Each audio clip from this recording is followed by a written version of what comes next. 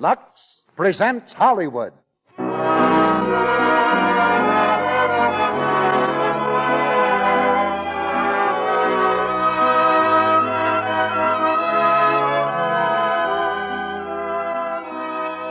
Lux Radio Theater brings you Ida Lupino and Basil Rathbone in Wuthering Heights. Ladies and gentlemen, your producer, Mr. Cecil B. DeMille.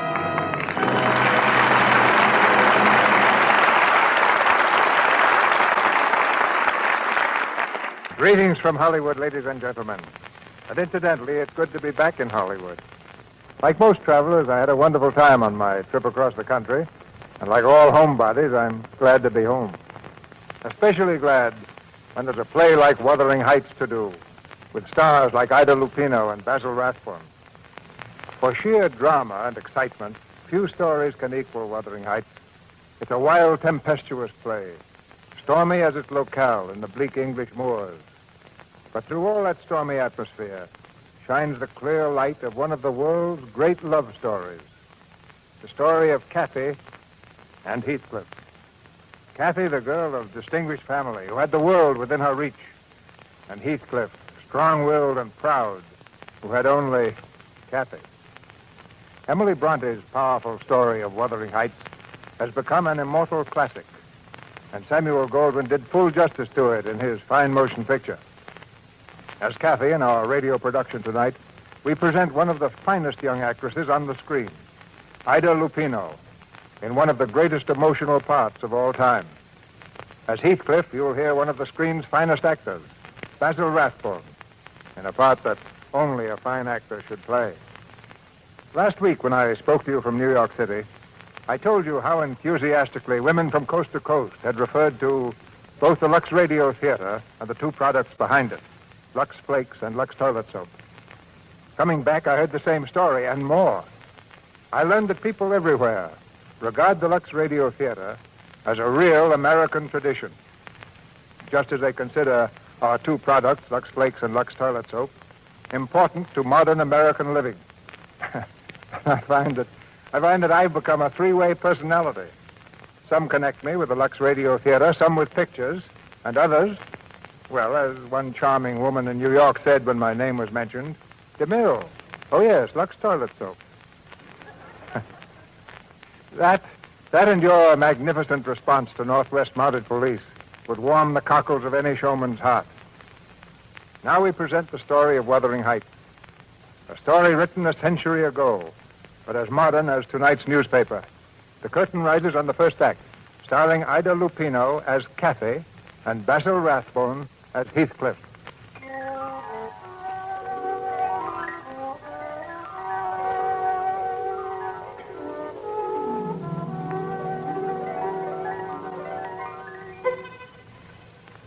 Desolate and lonely are the rolling moorlands of England, where in the winter night the snowdrifts loom like giant specters in the teeth of screaming gales. About 100 years ago, a stranger lost his way on such a night. Freezing, blinded, and stumbling, he saw at last the fitful lights of an old manor house, aged and crumbling on the hillside. He knocked desperately at the door. It was opened by a doddering old butler who stood staring at him. Then, without a word, he led the stranger into the musty old living room. There, in the dim candlelight, a man and two women sat without moving. The man was tall and dark-skinned like a gypsy. On his face, the stamp of years of bitter suffering.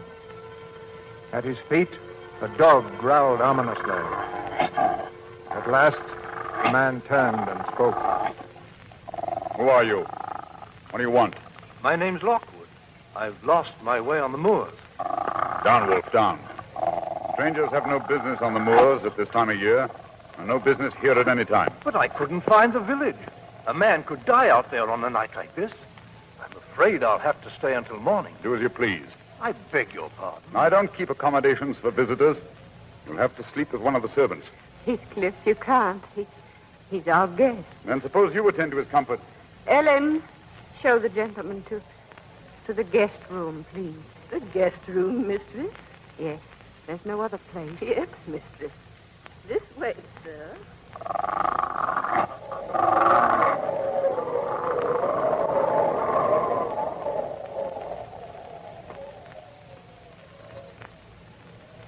Now, if you'll hold the lamp, sir, while I unlock the door. Of course. Mind you don't stumble on the carpet. It's about falling to pieces, I'm afraid. You call this the guest chamber? It was, once. A trifle depressing.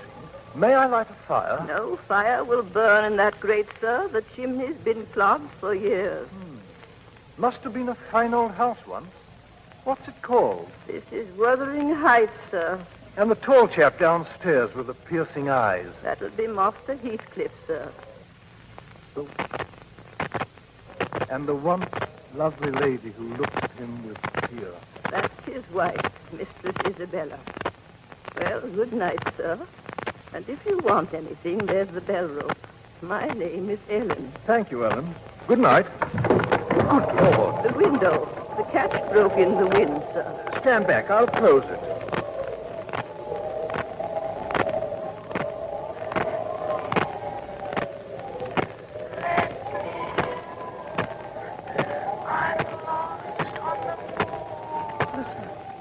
I heard a voice.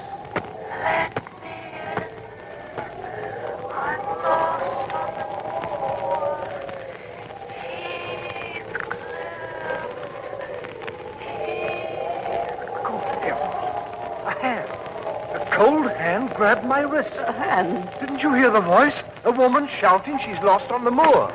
What's going on here? A voice out there, a woman crying that she's lost. Then she's come. She's come again at last. Kathy, wait for me. Wait for me. He's not going out there in that storm. I'm coming, Kathy. This is insane. Come back. Kathy. Close the window, sir. But that man out there. Close the window. Am I mad? Why did he go out there? What was that voice? You heard him call her name. It was Kathy. Kathy? Who's she? Kathy is a girl who died. I don't believe in ghosts, if that's what you mean. I don't believe in phantoms sobbing in the night. You don't believe. Well, perhaps if I told you her story, you would change your mind about the dead returning. Tell me her story.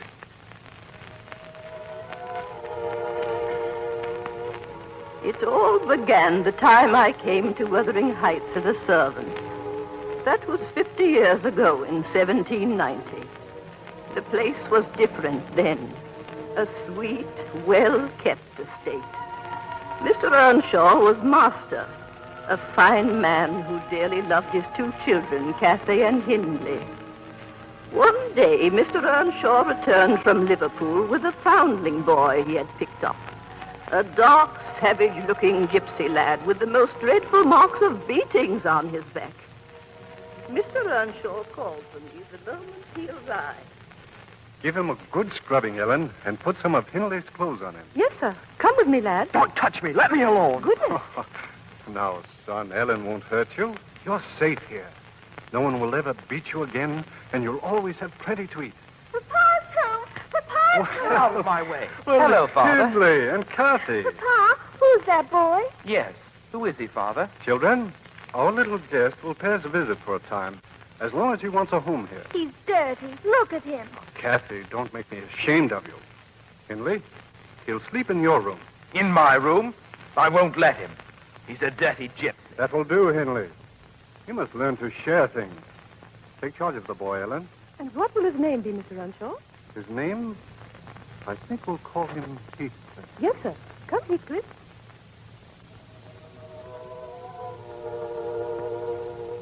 That dark, brooding boy, who never before had known kindness, brought a subtle change to life at Wuthering Heights. The three children seemed to play well enough together, going scamping off over the moors on their ponies and climbing the crags together. But neither Cathy nor Hindley were open and frank anymore. And one day the children fought openly. Your father gave me this pony. It's mine. Give me that pony, do you hear? Or I'll tell Father you boasted you'd turn us out when he died. That's a lie. I never said that. Of course he didn't. He did. He worms his way into everything Father does for us. You'll cheat us out of everything. You never had a father, you gypsy beggar. You'll never get mine. Hindley, don't hit him. No, don't. Heathcliff, look out, he has a stone. There. Fancy that'll teach you. Hindley, he's bleeding. Serves him right. Gypsy scum. Heathcliff, are you hurt? He hit me with that stone. Please, Heathcliff, don't look like that. Why don't you ever cry when you're hurt, like other people? Why should I cry? I'll pay him back someday. I don't care how long I wait, if I can only pay him back. Heathcliff, don't say those things. Come, Heathcliff. Now Henley's gone. We can have a game at the castle again. I don't feel like playing at the castle. Please. You always smile and laugh when we're there. Come on, Heathcliff. We'll play our game.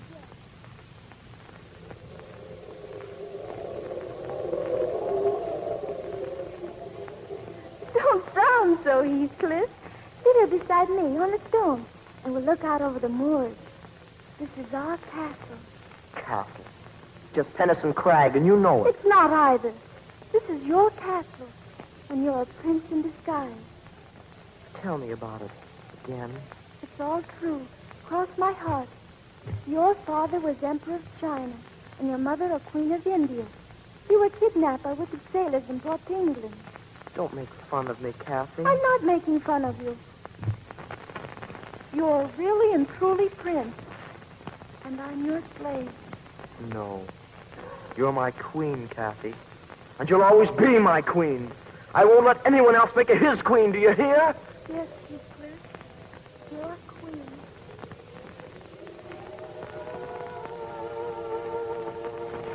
And that's the way they grew up, wild and free, roaming the moors together.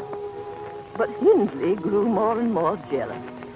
Cathay was 18 and Hindley past 21 when Mr. Earnshaw died. Good man, he never saw the evil of life and had raised Heathcliff like his own son. But on the very day of his funeral... You're not going into that room to look at my father's body. Why? He loved me more than he did you. He's past your wheedling now. I'm master of Wuthering Heights. If you want to stay here, we've need for a stable boy. A stable boy? That or get out.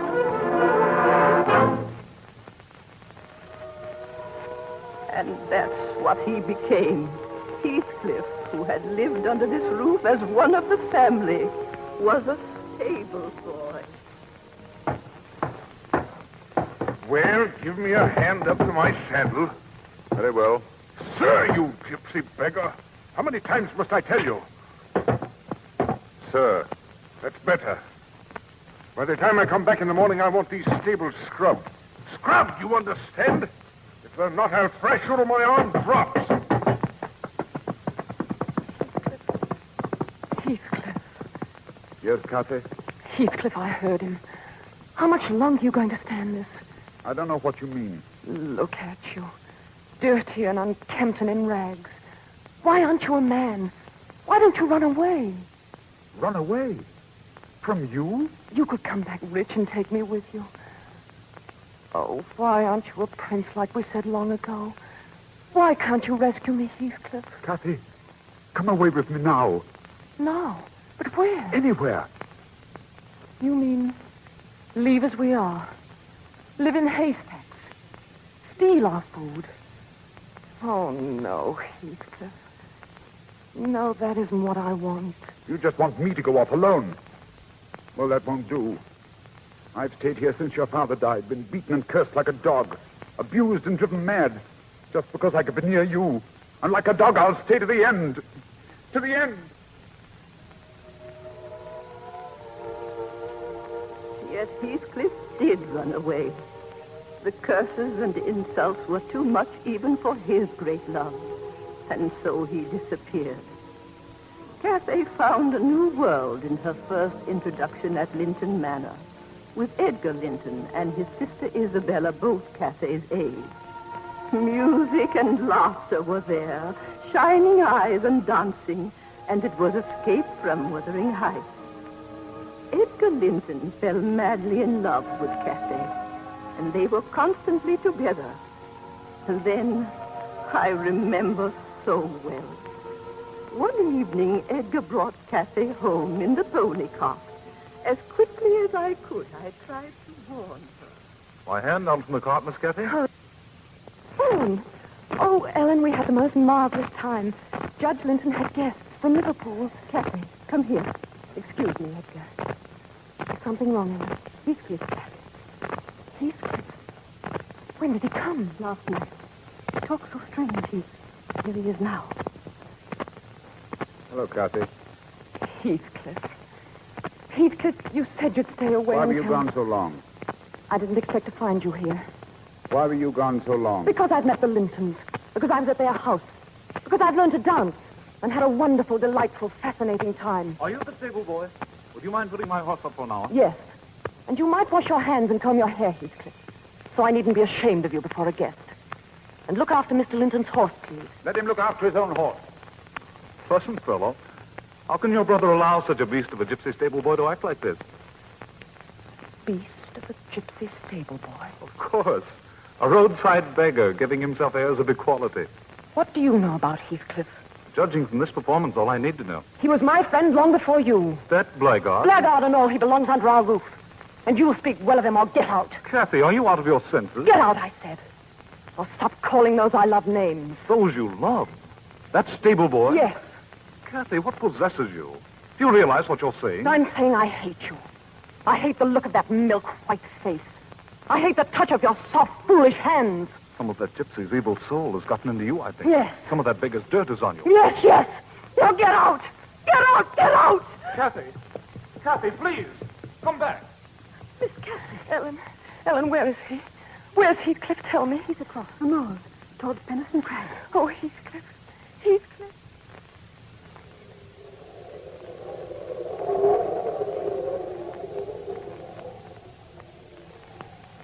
Heathcliff, you've forgiven me. Oh, say you've forgiven me. It was not your heart that spoke, Kathy. No, my darling, because my heart is yours. Kathy. The clouds are lowering over Gimmerton Head. Yes. Oh, Heathcliff, see how the light is changing. Kathy, you're such a part of all this. Perhaps we belong to the moors, you and I. Oh, Heathcliff, make the world stop right here. Make everything stop and stand still and never, never move again. The moors never change. You and I never change. The Moors and I will never change. Don't you, Kathy? I can't. No matter what I say or do, this is I. Forever. Kathy. Oh, smell the heather, Heathcliff. Fill my arms with heather. All they can hold. You're not thinking of that other world now? Don't talk, darling. Don't talk. All this might disappear.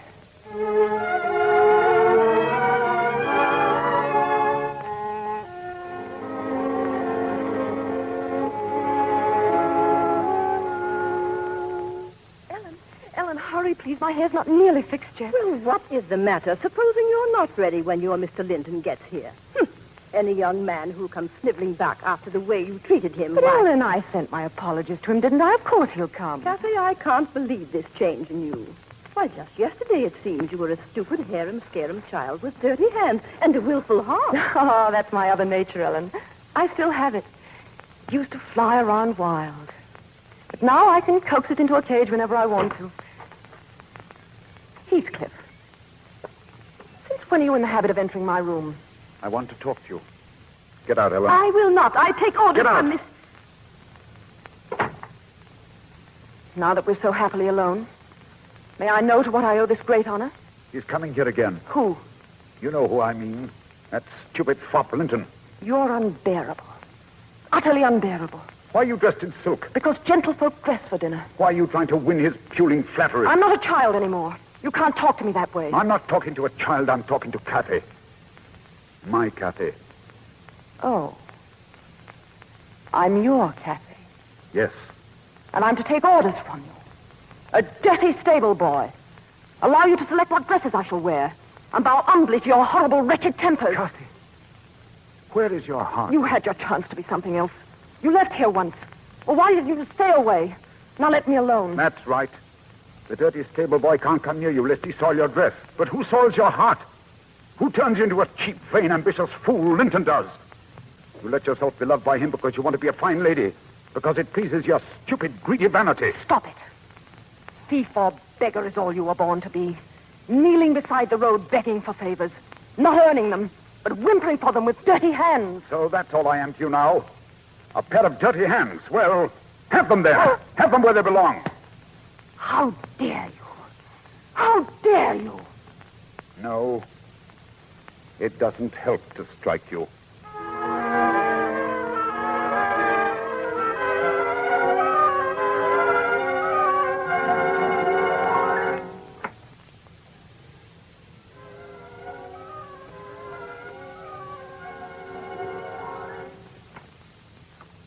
Well, Heathcliff, I'll thank you to stay out of my kitchen. Is Kathy still with him? Yes, she is. What is the matter with you? What are you staring at? I want to crawl to her feet. Whimper to be forgiven for loving her. For needing her more than my own life. For belonging to her more than my own soul. I want to beg for a smile. I don't care if she loves Linton or whom she loves. If she'll only look at me.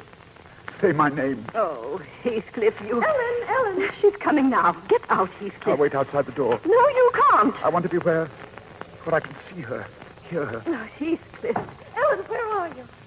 Oh, here you are. Yes, Miss Cathy.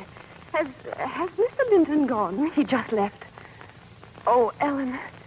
Ellen, I've some wonderful news for you. Kitchen's no place for that dress. Come inside. No, Ellen, listen. Edgar has asked me to marry him. And what did you say? I'm to give him my answer tomorrow. Cathy, do you love him? Of course. Why? Well, that's a silly question. Because he's handsome and pleasant to be with. Not enough. Well, then, because he'll be rich someday. And I'll be the finest lady in the county. Oh, it'd be heaven to escape from here, Ellen. And what about Heathcliff? Oh, Heathcliff.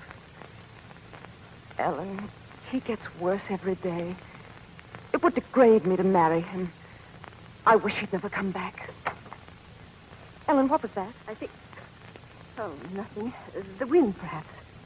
Oh, well, my darling, if Master Edgar and his beautiful home mean heaven to you, you'd better enter that heaven and take your place among the Linton angels. The only thing is, Ellen, I wonder if I belong in heaven. I dreamed once I was there. And I broke my heart with weeping to come back to earth. To the bleak moors. The angels were so angry they flung me back. And I awoke, sobbing with joy, on top of Wuthering Heights. So, Ellen, I suppose I've really no more business marrying Edgar Linton than I'd have in heaven. But, Ellen, what can I do? You're thinking of Heathcliff. Who else? He's sunk so low. He seems to take pleasure in being mean and brutal. And yet, he's more myself than I am. Whatever our souls are made of, his and mine are the same. Everything he suffered, I've suffered. The little happiness he's known, I've known too. Everything else in the world died, and only Heathcliff remained. Life would still be full for me. Who was that? Ellen, I heard... Miss Cathy! Yes, Joseph. Heathcliff's taken Master Hindley's best horse. He's gone. Gone? Ellen, did he hear what I said? Yes, Miss Cathy. How much did he hear? I'm not sure, but I think to where you said it would degrade you to marry him. Oh, no. No! Heathcliff! Heathcliff, come back! Come back! Heathcliff!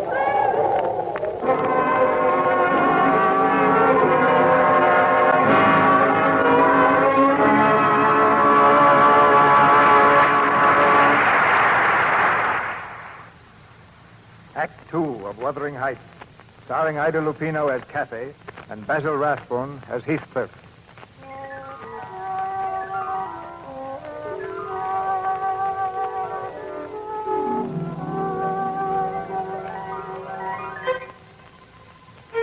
On that stormy winter night, a century ago, the traveler Lockwood sat in the musty guest room at Wuthering Heights, listening to the story told him by the old servant, Ellen. Outside, the wind swept over the moors, shaking the ancient house to its foundations. The lamp on the mantelpiece flickered, casting eerie shadows. The night that Heathcliff went away, Cathy ran far across the moors after him in the bitter cold, calling his name into the wind. Hours later in the morning, Edgar Linton found her half frozen in her silken party dress, unconscious on the crag the children used to call the castle. For weeks after she was ill, the Lintons took her to their manor house, and I was glad. For Master Hindley had grown unbearable with his drinking. The Linton home was heaven compared to Wuthering Heights. And so, day by day, the strange influence that Heathcliff had had upon Cathy wore off, and she was happy with Edgar. Why can't you remain here forever, Kathy? Oh, Edgar, you and your sister, you've been too kind to me already. If I can make you happy by just being kind, that should be enough for me. After all, what else can I give you? What else? But you've given me a great deal else, Edgar. You've given me your own self, your strength. My strength? You'd understand if you really knew what my life was before. It was like the moors, endless and desolate. And I was lost in them, calling for someone in the darkness to save me. And nobody answered. I couldn't see even the trace of a path. I was so frightened, so terribly alone. Then suddenly, you were there. You held out your hand and led me back to a way of living I thought I'd lost forever. What you said long ago is true. There was a curse on me. It kept me from being myself. Or at least what I wanted to be. It kept me from living in heaven. There. Do you understand now? Kathy, oh, my darling, let me take care of you forever. Let me guard you and love you. Always. Would you? Would you love me? Always? Always, Kathy. Then let's be married, Edgar. Oh, quickly, quickly. What to call it after she became his mistress. The only one who did not seem completely happy was Edgar's sister, Isabella. A year or two after the marriage, the three of them sat in the drawing room. Edgar reading, Isabella playing the spinet, Cathy quietly doing petty point when the door knocker sounded. And when I saw who it was, I went back into the drawing room. Yes, Ellen? What's the matter? It's Cathy. Heathcliff has come back. Heathcliff. Oh, tell him I'm not at home, Ellen. Up home, darling? To whom? It's Heathcliff. Heathcliff. Well, does he seem the same, Ellen? No, sir. I hardly recognized him. Fine clothes. He seems quite the gentleman. Don't prattle, Ellen. I said I didn't wish to see him. Nonsense, Kathy. It's been a long time. Bygones must be bygones. Yes, let us see some kind of caller. Show him in, Ellen. Yes, sir. Edgar, this is a mistake. Kathy, your hands are trembling. Are they? The past is dead, dear. Don't hesitate to smile and be nice to him. Because I'll understand it's my wife who loves me. To smile. Oh, thank you, Edgar. You always understand. Mr. Heathcliff. Come in. Hello, Kathy. How are you, Heathcliff? Have you met my sister, Isabella? Oh, I'm sorry. How do you do, Miss Linton? We are glad to see a guest, sir. Thank you. Well, Heathcliff, I must say I've never seen such a complete change in a man. You seem to have prospered. I must have gone to America. I did. We wondered where you went. You must have found at least a gold mine. No.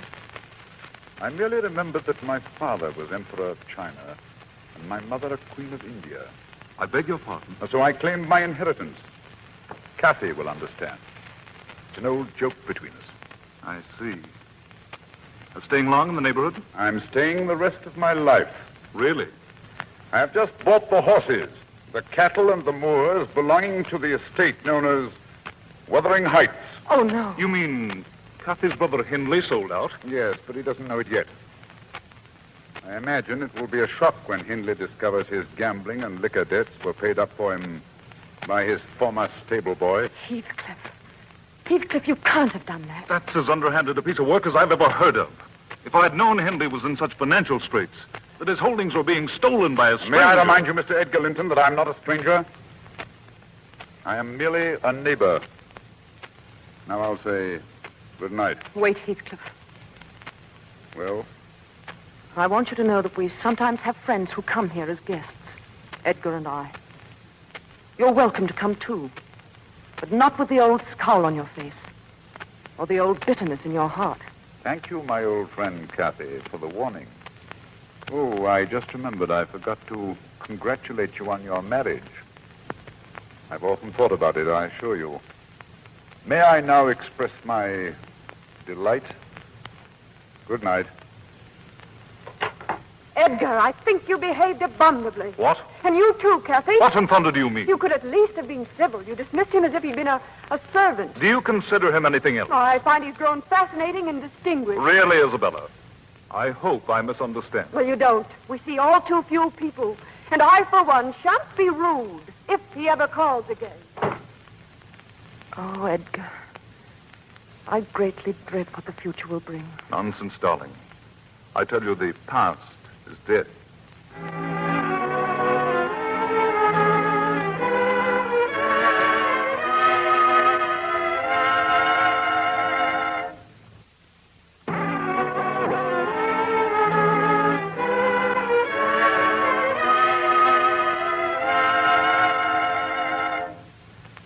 That's all, Joseph.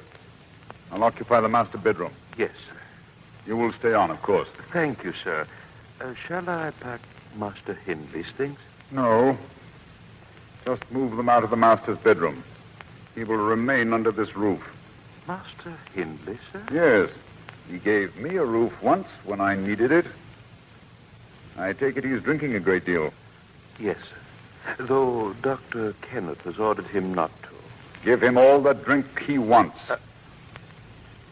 Yes, sir. Oh, a lady's waiting to see you, sir. A lady? From Linton Manor, sir. Oh, why didn't you tell me? In future, announce visitors at once. Oh. Miss Linton. Are you disappointed, sir? Not at all. I was passing by and my horse went lame. I see. I just want to tell you that I'm furious with my brother and with Kathy. They received you most shamefully last night. Your brother didn't send you with this apology, eh? Oh, no. In fact, he's forbidden me to... Forbidden you to speak to me. Yes. And Kathy also forbade you? Yes. Then in all the moorland, you're my only friend? I would like to be. Thank you. Miss Linton, I enjoy frankness. You didn't come here to apologize, and your horse didn't go lame. Why? You came here because you're lonely. Because the house you live in is too happily wedded for an outsider. Because it's no joy to ride the moors alone. Isn't that right? Yes. Then you needn't be lonely anymore, my dear. Oh. You think it's strange that I should kiss you? I don't know. You hated it? No. I see you like frankness, too.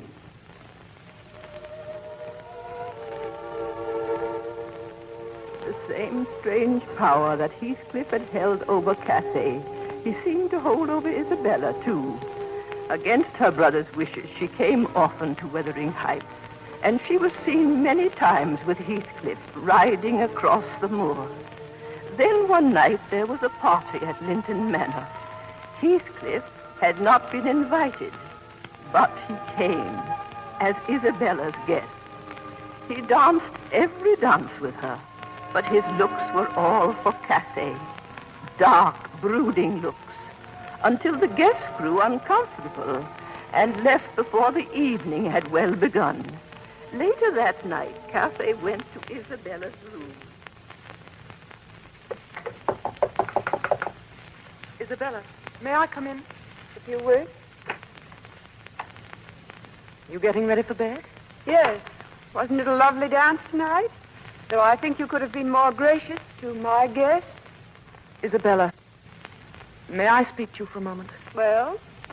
You behaved disgracefully. In what way, may I ask? It was bad enough asking Heathcliff here without consulting us or preparing You'd us. have forbidden me. But to make a spectacle of yourself. To throw yourself at him the way you did. Nobody else would pay attention to him. You refused to dance with him. I had to dance. Every dance as a result. Oh, you fool. You vain little fool. Really, Kathy? I'm going to open your eyes, Isabella. He's using you. Using you to be near me. To smile at me behind your back. To stare at me until our guests fear his murderous gypsy look. To try to rouse something in my heart that's dead. Well, I shan't let you help him any longer. So that's what you mean. It's you who are vain and foolish, Kathy. Heathcliff's in love with me. It's a lie. It's not a lie. He's told me so. He's kissed me. Yes, kissed me. Held me in his arms. Told me he loves me. Isabella, I'm going to your brother. Yes, go to Edgar. Tell him Heathcliff's asked me to marry him. And that I said yes. You hear? Yes. Isabella, you can't. He's not a man. He's something horrible and dark to live with. I know why you say such things. Because you love him. How dare you say You that? do love him. You're mad with pain and jealousy at the thought of my marrying him. Because you want him to pine for you, dream of you, die for you. While you're safe as the lovely Mrs. Edgar Linton. You won't have him happy. You want to hurt him, destroy him. But I want to make him happy. And I will. I will.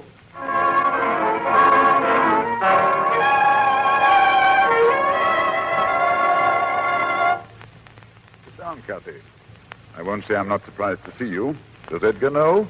I doubt if he'd approve. Heathcliff, is it true? Is what true? Did you ask Isabella to marry you?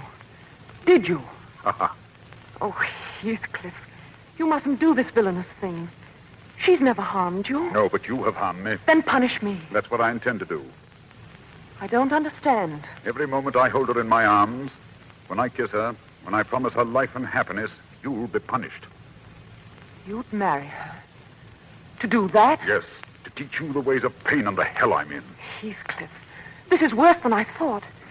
If there's anything human left in you, don't make me a partner to this crime. It's mad and stupid. If your heart were only stronger than your dull care for the world and its conventions, I'd live silent and content in your shadow, begging for an occasional word or thought as I used to do. But no, you had to destroy me with that weakness you call virtue. You had to keep me tormented with that cruelty you think so pious. How have I been cruel? You wished to be known as the finest lady in the county. You wanted your luxury and your light. At the same time, you wanted to keep me, your despairing lover. Now that I'm returned, had you given me the smile of love, I might have been content. Well, now you needn't think of me as your despairing and foolish lover. You can think of me as Isabella's husband and be glad for my happiness, as I am glad for yours.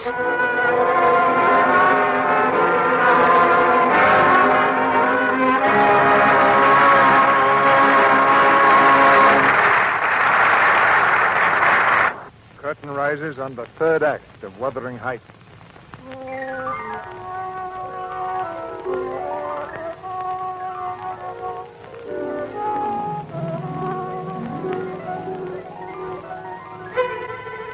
In the crumbling house on Wuthering Heights 100 years ago, the candle burns low in the dreary guest room. There's no sound but the wind outside and the hushed voice of the old maidservant as she tells her story. It was then that Isabella Linton came into this house as a bride. Yes, Heathcliff married her out of revenge. The same revenge that made him keep Hindley here, a doddering, broken fool slowly drinking himself into the grave. Isabella learned the reason for her marriage to Heathcliff, but she was powerless to do anything. And then one day, Dr. Kenneth, an old friend, came to see her. He had come that morning from Linton Manor. I tell you, Isabella, go back where you belong, to Edgar's house. Edgar disowned me, Dr. Kenneth. I know, but he needs you now. Kathy's gravely ill. Really? Didn't you know? It's a matter of days now.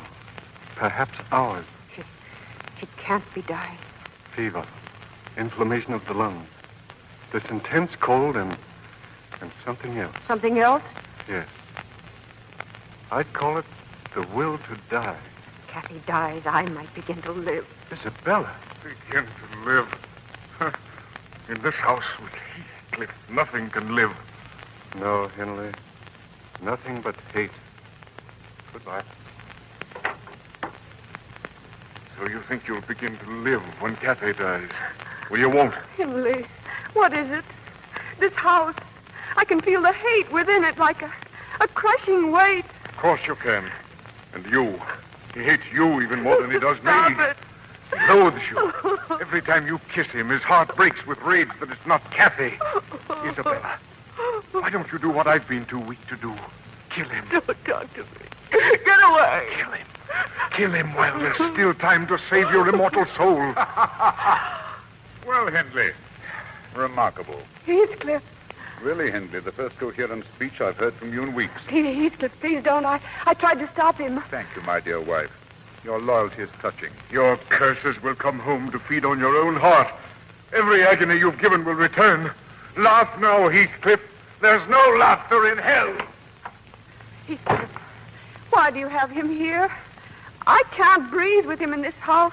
Existence would be so much less without my boyhood friend under my roof. Oh, Heathcliff, you poison yourself with paying him back what he gave you. Send him away, and love will come to this house. Kiss me, Heathcliff. Tell me you love me. Tell me, darling.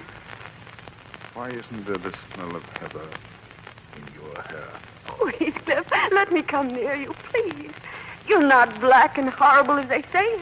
It's just you're full of pain, all twisted inside. I can make you happy, my darling. Let me, please. You'll never regret letting me try. I'll be your slave. I bring life to you, life and sunshine and freshness. Put your arms around me. Look into my eyes. Your eyes are empty, like Linton's. They aren't empty. If you look deeper, look at me. I'm pretty. I'm a woman. Let your heart see me just once. It's no use. Why did God give me life? What is it but hunger and pain, a naked runner in a storm of spears? Mistress Isabella. Ellen. What do you want here, Ellen? I've come from Linton Manor to speak to Mistress Isabella. And then you'll do so in front of me. Her brother is asking that she come home for a visit. So, he's lost some of his pride, has he? Well, there's none gone in this house. Please, Mistress Isabella, he needs you. Needs her? What is this, Ellen? Why does he need her? Let go of me. Kathy's ill. Yes, She's dying. Tell me the truth. yes. She is dying. Dying! Joseph! You're not going, Heathcliff. Yes, sir. Saddle my horse at once. No, she belongs to Edgar. She belongs to me. If she's dying, let her die in his arms, where she belongs. Let her die. Now who speaks of hate? Get out of my way. Heathcliff. No, no.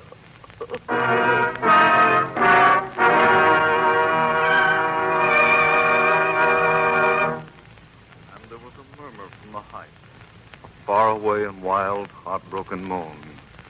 The wings of Lucifer beat on the night. The soul of Lucifer wept, all alone.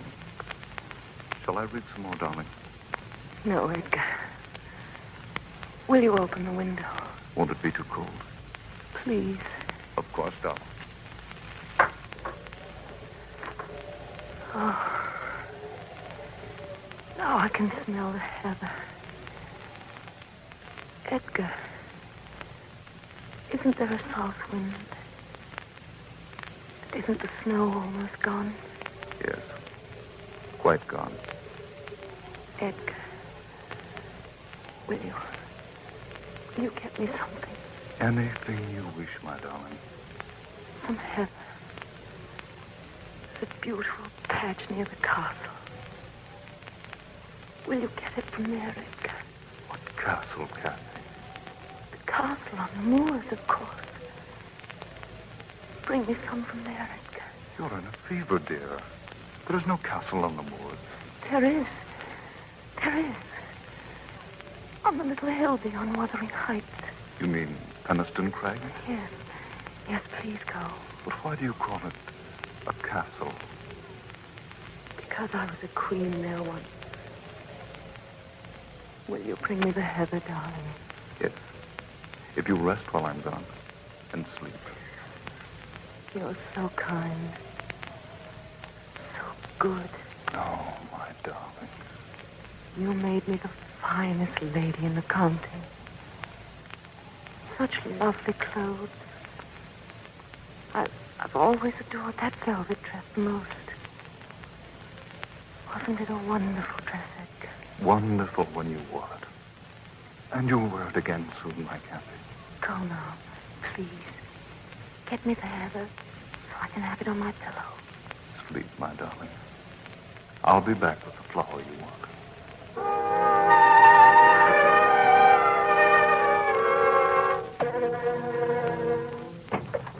Where is she? Where's Kathy? She is not to be disturbed, sir. Master Edgar's gone for the doctor. Get out of my way.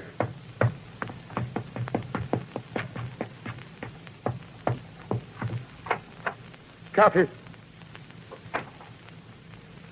Oh, Kathy. Heathcliff, come here. Kathy, my life. How can I bear this? I dreamed you'd come before I died. And when you came in my dream, you scowled at me once more. Kathy. Does it hurt so much to see me dying? Please, Kathy. Don't hurt me. How strong you look, Heathcliff. How many years do you think you'll live on after? Kathy, you're my life. My soul. Oh, my darling. Don't let me go. If only I could hold you till we were both dead. Please. Please don't speak of death. Will you forget me?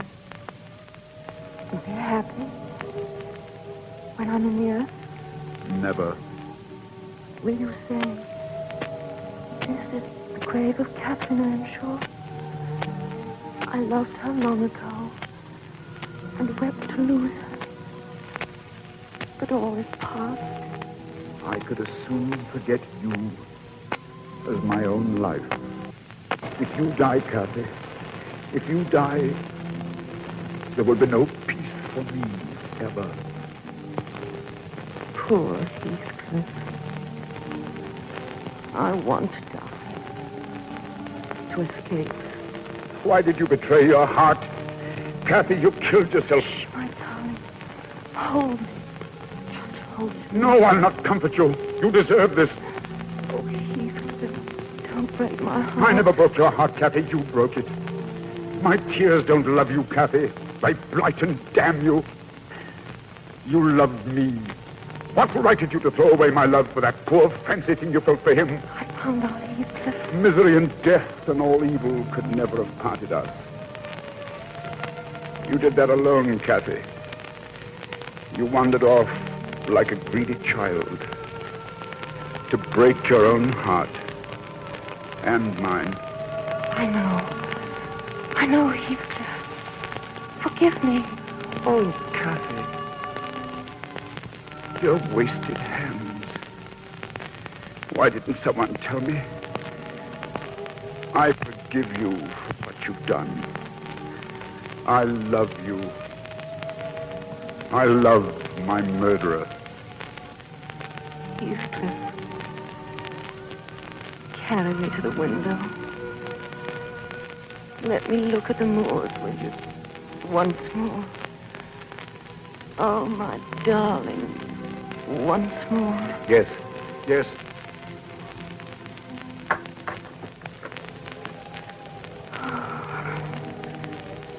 How lovely the sky looks. And over there is our castle. Remember? I'll never forget. The castle, Heathcliff. I'll be waiting there until you come. I'll be waiting there. Goodbye, Heathcliff. Kathy. Kathy. No! Heathcliff, they're coming. Master Edgar, for heaven's sakes, go and... Oh, Kathy.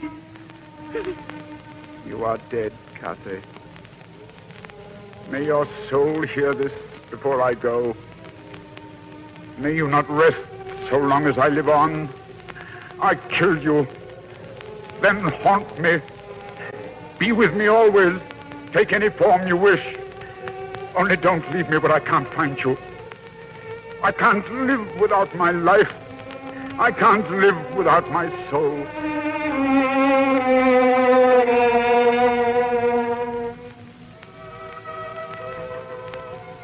And though that was 20 years ago, I can still hear and see that wild hour, with poor Heathcliff holding the dead body of his beloved and trying to tear away the veil of life and death, crying out to Cathy's soul to haunt and torment him until he died.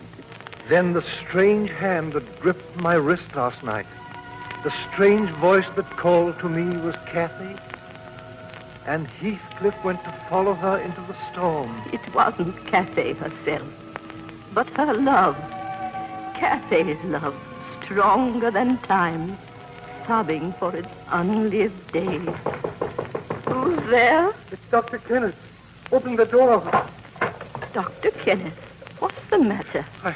I was just crossing the moor on my way home. Did you see Heathcliff? Yes, I saw him from my carriage. He was wandering through the snow with a woman. A woman, you say? Yes, a young woman she seemed, and as mad as himself. They were walking through the storm with their arms about each other. I shouted at them, but they didn't hear. I started toward them. I was nearly up to them when of a sudden my horse reared and plunged. And then I found him alone, lying in the snow.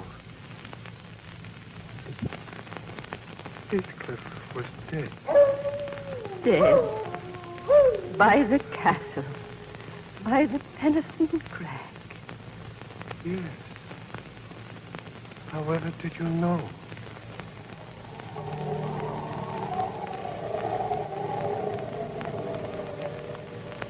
Down, my Heathcliff. This is our castle, really now. All the wild beauty of it. For your father was an emperor of China. Your mother, a queen of India. And this is our land forever. And our love.